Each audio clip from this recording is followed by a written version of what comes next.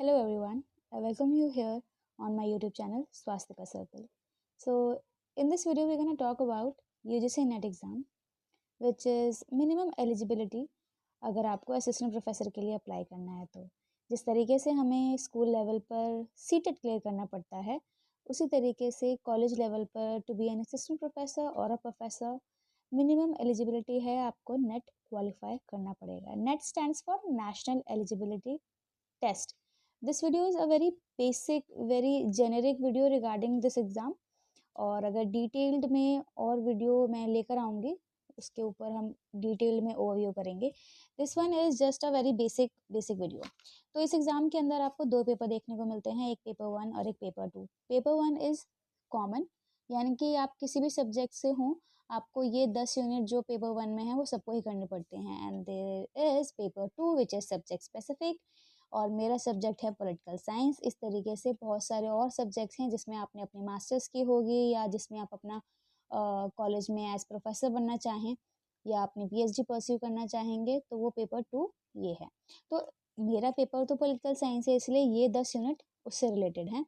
And these are the 10 units that is related to paper 1 which is common for everyone. तो ये 10 unit हैं जिस तरीके से आप देख पा रहे हैं यहाँ.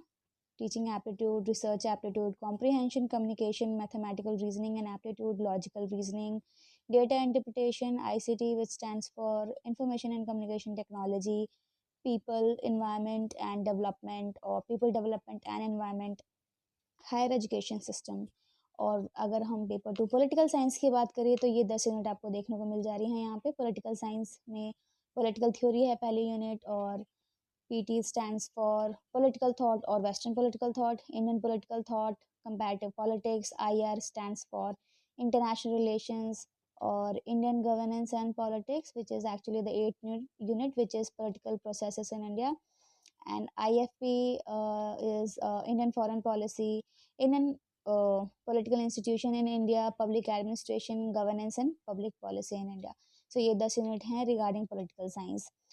और हम कॉमन थोड़ी सी और बात कर लें इसके बारे में, एग्ज़ाम के बारे में. तो आपको ये CBT मोड में दिखाई देगा, यानी कंप्यूटर बेस्ड मोड में.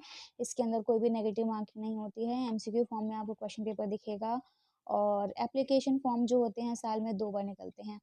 मिनिमम एलिजिबिलिटी क्राइटेरिया मैं इसलिए बोल रही हूँ क्योंकि और भी क्राइटेरिया है जिसको अगर आप अगर आप अप्लाई करना चाहते हैं असिस्टेंट प्रोफेसर के लिए, मिनिमम तो आपका नेट रहेगा ही रहेगा. बाकी API स्कोर भी होता है जो कैलकुलेट होकर आपका इंटरव्यू होता है, उसके बाद आकर आप असिस्टेंट प्रोफेसर बन सकते हैं. तो आगे और भी डिटेल वीडियो मिल सकती है आपको. So do subscribe to the channel.